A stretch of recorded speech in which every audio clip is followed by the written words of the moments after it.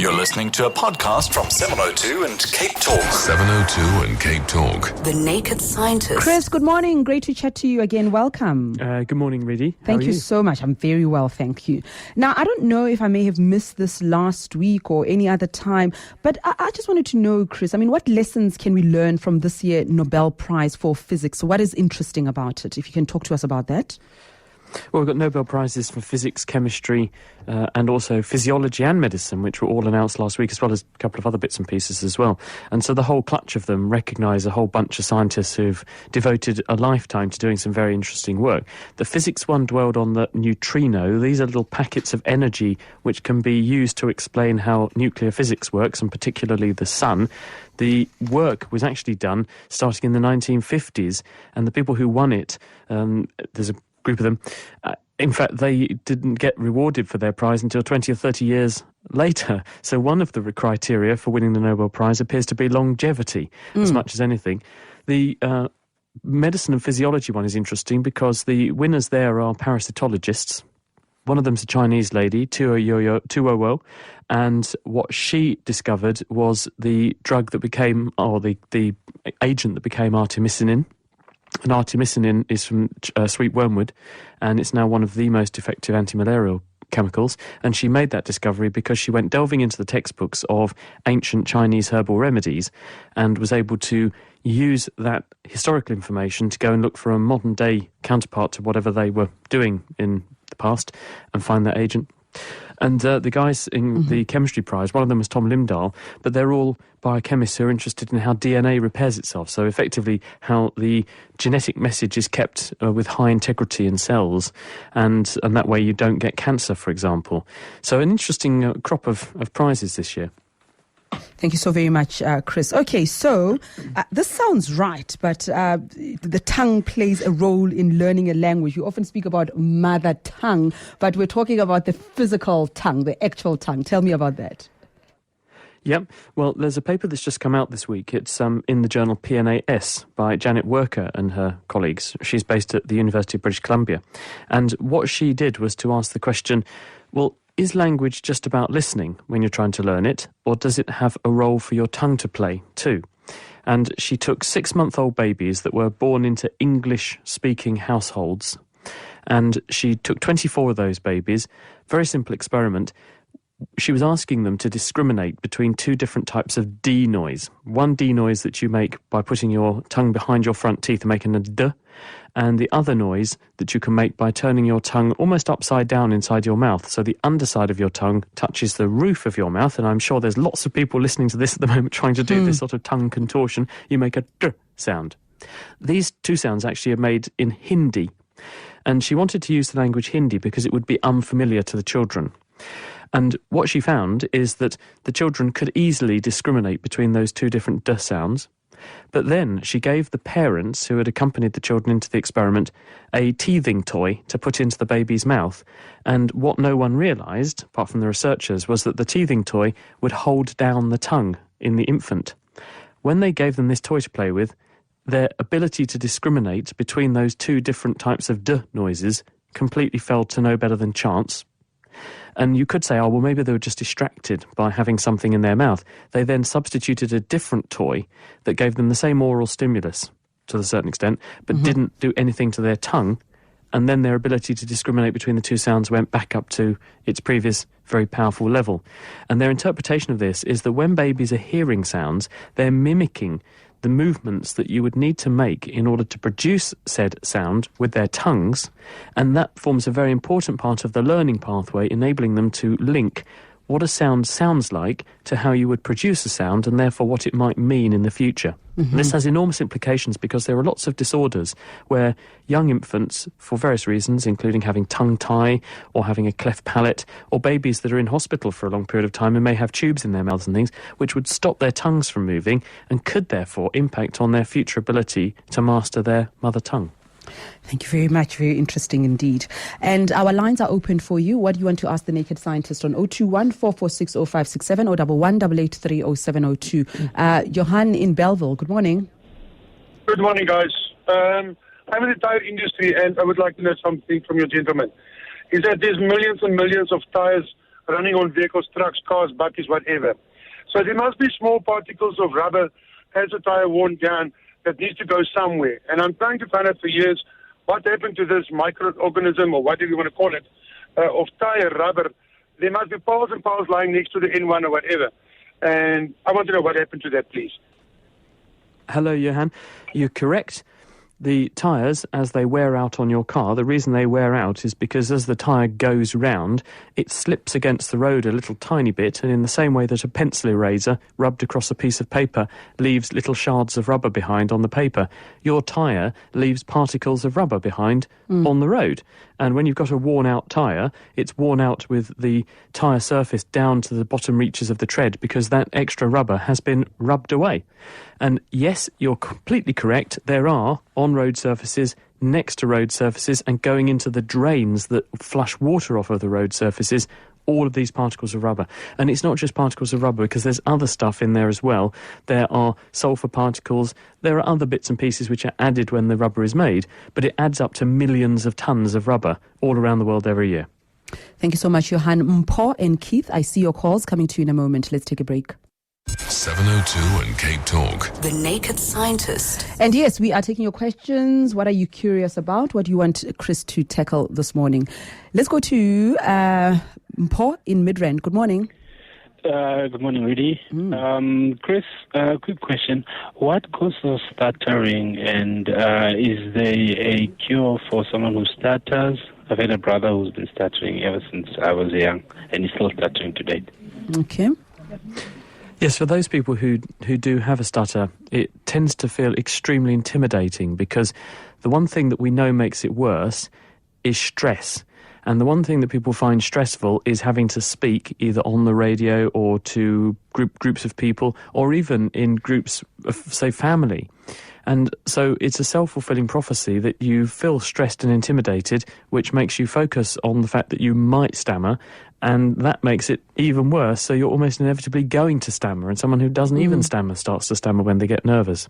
We don't know exactly what's going on in the brain, but people think it's some kind of feedback loop, which is working not quite right in a person who has a stutter. When you are speaking, the parts of your brain that encode language, in other words, there is a motor program running in your brain that has to receive the right instructions to make the words come out in the right way. In other words, make the right movements of your diaphragm, chest muscles, vocal cords, tongue, lips, and pattern that with the flow of air and in the right sequence to make the words that you want to string a sentence together. At the same time, we are listening to ourselves. We have information coming into our ears, and that is being fed back onto our systems in order to enable us to speak at the right volume, at the right rate, put the right emphasis and emotion into the words that we want to. But obviously what's coming back in is being delayed relative to what's going out, because what's going out's already gone out and you're on to the next sentence by the time your brain has processed what's now coming in. If you therefore attend to what's coming in too much, then it starts to interfere with your ability to make the next sentence. And one way to block a stutter is actually to stop listening to yourself. Some people find that if they put headphones on and listen to white noise, just a hissing noise, it will go away. It's possible to make someone who doesn't have a stutter or talk in a very halting way. And Reedy will know this, because when you are on the radio, if you start being fed your own voice back to yourself, but with a delay of, say, half a second or so, it's excruciatingly difficult to ignore yourself. It's hard enough to ignore myself at the best of times. It's bad enough hearing myself once, let alone more than once. But you will find it's really hard to get a sentence to flow properly. Indeed. And so we think that perhaps what's going on in someone who has a stutter is there's some kind of internal system which is in some way presenting information coming back into the brain in perhaps slightly the wrong order or at the wrong time, or a failure of a system to suppress attending to what's coming in from your own voice back into your voice system. And this is tripping up your ability to put sentences into a fluid system. At the moment, it is a theory. We actually find this very hard to test, because normally when we want to do science investigations, you would try and look at something other than a human, like an animal, and model the condition. But obviously humans have speech uniquely in the way that we do, so the only things we can really study are other humans, and so we're slightly limited in terms of the ways in which we can go about investigating this. But scientists are doing this with brain scanning techniques and other physiology experiments to try and work it out. But those are the best theories we've come up with at the moment. Okay, and is it Keith? Yes, Keith in Pretoria. Good morning to you. Thank you for holding on. Welcome. Hello, Rudy and Chris. Yes. Can you tell me, please, why is it and how is it that plants and animals create oil? For example, an olive or the skin of an apple or a sweaty forehead? Yes, indeed. Oil is a hydrocarbon.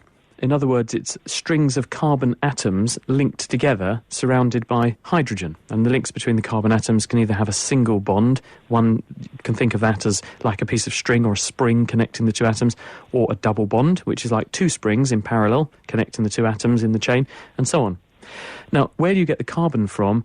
Well, in the case of a plant, plants take in energy from the sun using their leaves to soak up that solar energy. They absorb the energy using chlorophyll, the green pigment in their leaf, and they push the energy into a chemical pathway that ultimately produces, say, sugars. Where do they get the carbon from for the sugars? Well, they draw it out of the air in the form of carbon dioxide. They mix the carbon dioxide with water, and that's where they make glucose, because the formula for photosynthesis, this process I'm describing, is 6 lots of carbon dioxide plus water goes to C6H12O6, in other words, and some oxygen. In other words, you make sugar by merging carbon dioxide and water together, and you produce oxygen as a byproduct. Now, that sugar can then be put into other biochemical reactions in cells that will take the carbon out of the sugar, break it up into chunks of 2 carbon atoms long, and then link them together into chains. And that's how you get your fats. Why do we do that? Well, sugar is harder to store because it attracts water to itself, and that this can make cells swell up. The amount of energy stored in a sugar molecule is about half to a third of the amount of energy you can store in a fat molecule for the same weight. And therefore, if you make an oil, you've got a very, very, very big, dense, rich source of energy, which is very compact, which you can store very easily. And so lots of organisms, including bacteria, other microorganisms like algae, fungi, us, and plants will have metabolic pathways that enable them to convert those sugars into fats to produce a long-term reservoir of energy. But also, fats are absolutely critical because all of our cells consist of a membrane, which is a bit like an oily layer around the outside of our cells, which helps them to establish the environment in the cell and keep it separate from the environment outside the cell. So fats are absolutely essential for life, which is why these processes probably evolved in the first place. Lovely question, Keith. Thank you so very much. Let's go to Pam in Glen Vista. Good morning to you. Good morning, Reedy. What I'd like to find out is about allergies. If you develop an allergy in adulthood, example, a grass allergy, which you haven't had as a child, why do you develop it in adulthood? And what is missing in your body in terms of resistance or antibodies that you can't cope anymore with these allergies? Hi, Pam. Well, the answer is that an allergy is an immune response gone wrong. And although most allergies are manifest when we're young, you can develop an allergy or an immune problem at any time in your life. So although you don't tend to see it so often, because most allergies happen in the young, it's not impossible, and therefore you're not that exceptional if it happens to you. You're just a bit unfortunate. Why we have allergy is that the immune system normally learns to discriminate between friend and foe. There's a system in place called tolerance, which is where the immune system is programmed to ignore things that are not harmful. For example, food is full of things that you could be allergic to, but your immune system is programmed to ignore the good stuff in food, to realise that this is innocuous and is not going to do you any harm, and therefore to let you eat food with impunity. On the other hand, your immune system is programmed to recognise things that are bad, like things on bacteria and fungi, viruses, and to attack them. There is some kind of process in place that controls that regulation. And when it goes off kilter, for instance, a certain set of cells that would control your ability to tolerate pollen, if those cells are lost, now your immune balance shifts, and instead of tolerating and ignoring the pollen, your immune system starts to be able to respond to the pollen. And it's a bit like having policemen on the streets. They restore or maintain law and order. But if you take the policemen away from one street and you put them in another street, or you take them away full stop because of government cuts, which is what's happening in Britain and many other countries at the moment, then actually what happens is that the balance between law-abiding citizens and naughty people will shift, and the naughty people will increase in prevalence. They won't totally take over to start with, because there might still be the odd police car going down the road, but they may shift the balance, and that's what happens when you get an allergy. You start to see the ability of certain things that shouldn't react to stuff beginning to react to stuff. But that can happen at any age, and probably as we get older, our immune system becomes a bit less efficient at doing the jobs it does. And this is probably why in some older people, these new, in inverted commas, new allergies can disclose themselves. Let's go to Lucky in Orlando East. Good morning. Hi, Heidi. Hi, Chris. A quick one. Normally when I see the pictures of the nervous system, they will show many veins, some going to the brain, supposedly transporting oxygen through the flow of blood. But when they talk of a blood clot, then I was reading a story during the week that there was a blood clot, that means a blockage, and then oxygen was not taken. The person is now brain damaged. So if one is blocked, why can't the rest, all the other veins do the job if one vein, or do they all get blocked, or only one vein get blocked and causes the damage? Okay. Stroke is the consequence of an interruption of blood flow to your brain. And stroke can happen because the blood is interrupted by a blockage, some kind of thrombus, as we tend to call it, coming into a blood vessel, lodging in the blood vessel, because the thrombus, the lump of something, usually a clot, is bigger than the blood vessel it's trying to go down. And this stops the flow of blood going downstream. Now, blood comes into the head in arteries and it leaves the brain in veins. You can actually get blood clots or thrombus happening in either of those two things, and both will potentially starve the blood of oxygen. Most of the time when you have a stroke, it's because a thrombus or some kind of blood clot has got into the brain from outside the head. So 80% of strokes are caused by a thrombus, and the vast majority, about 80% of them, come from blood vessels outside the head. Commonly, the artery in your neck, the carotid artery. And sometimes, if you've got a bit of hardening of the arteries, you can get a thrombus forming there because the artery wall is rough, and so things called platelets, which help your blood to clot, stick onto the rough patch, and they make a little clump, which can, because the blood is whooshing up there at say 30 metres a second, can detach the thrombus occasionally and push it up into your brain.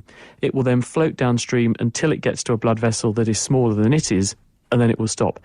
Now, although the brain has a very good circulatory system, which is what we call highly anastomotic, there are lots of different routes that blood can take to get to the tissue, eventually you will get to a patch of brain which is depleted of its blood supply if you block off a big artery or a relatively large artery. And because the brain is so metabolically active, it's got so much of a demand for oxygen and sugar, if you interrupt its blood supply for even a fraction of a second, then the cells begin to run out of energy and they begin to die. And once you lose brain cells, you can't get them back. And this is why a stroke is so devastating, because you will lose tissue that you then cannot replace. And speaking of the brain and our bodies, physiology, here's an SMS here. Pizzo in Somerset West. Dear Naked Scientist, do our bodies store information only in the brain? For instance, can an organ transplant result in new memories for the recipient from the donor? Ultimately, could we lose memories by losing parts of our bodies if indeed they are stored in other parts? That's the SMS. Well, the strict definition of a memory in terms of the psychology of a memory is a pattern of activity generated in your brain, an engram, which is either maintained electrically by nerve cells talking to each other actively or in connections between nerve cells. So therefore, if you transplanted a heart or a liver, one wouldn't expect those connections in your brain to change. If you transplanted a brain, then you may have some different memories because it'd be someone else's brain. But no, memory in that sense is not stored in other organs in the body. But other kinds of definition of memory, this may apply. Because, for instance, every cell in your body, with a few exceptions, has got a complete copy of your genetic information in it. And that genetic information, your DNA, has got what we call epigenetic tags applied to it. And epigenetic tags are chemical markers that act almost like dimmer switches. They can turn certain genes on or off.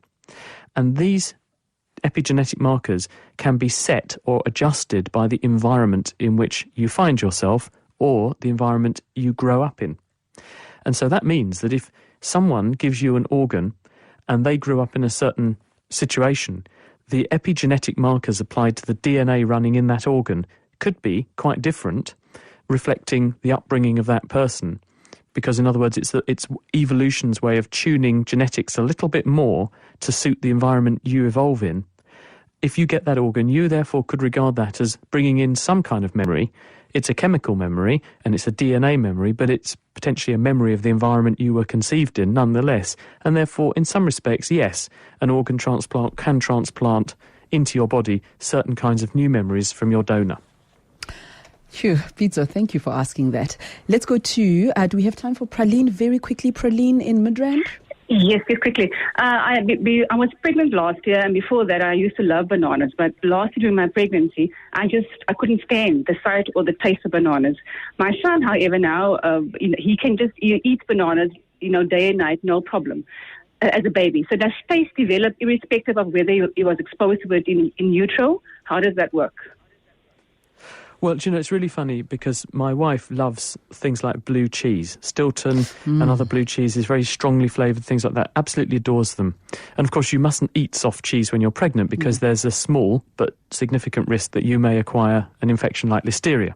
So my wife had to eschew those lovely cheeses she liked very much when she was pregnant, but she did occasionally have a little bit of them. And also strongly flavoured things like smoked salmon, which is fine when you're pregnant, but is quite strongly flavoured. Our daughter absolutely adores those things. And one has to wonder whether a little occasional dabble when you are pregnant in these strongly flavoured things could influence the developing taste of a baby. We know that babies during development become acquainted with and adapted to the sound of their mother's voice. We know for a fact that certain chemicals, including strong flavours like you would find in cheeses and things, go into the bloodstream. They can go across the placenta and get into babies. They also filter into breast milk. And so it's perfectly possible that the reason my daughter loves these things is because some of these flavours were coming out in the breast milk once she was born and my wife was back on them in a big way. And that's why she developed a taste for them. When a woman is pregnant, however, and feeling pretty pukey at times, as you probably know, Reedy, some foods just exacerbate the pukiness. And you just think, oh, I really can't bear the thought of that. And then afterwards you associate the fact that you felt evil when you were pregnant and what made you feel even more evil was that smell or that taste. And you kind of think, I don't like that anymore. On the other hand, when a new baby's born, it starts with a completely blank sheet, unless the parent has obviously encouraged it to like certain strong flavours like my daughter does. And so as a result, those babies will acquire their own taste profile and they like things which are simple, fairly strong but not too overwhelming flavours, because babies are not very good at seeing a fusion of flavours. Their nervous system can't interpret lots of different flavours mixed together initially. They like flavours that are nice and clean and simple to start with, but which are interesting. And I think that's probably where banana ticks that box. All sounds familiar. Chris, have a lovely weekend. We'll see you again next week. Thanks, Reedy. Bye, everybody. Bye-bye. See you soon.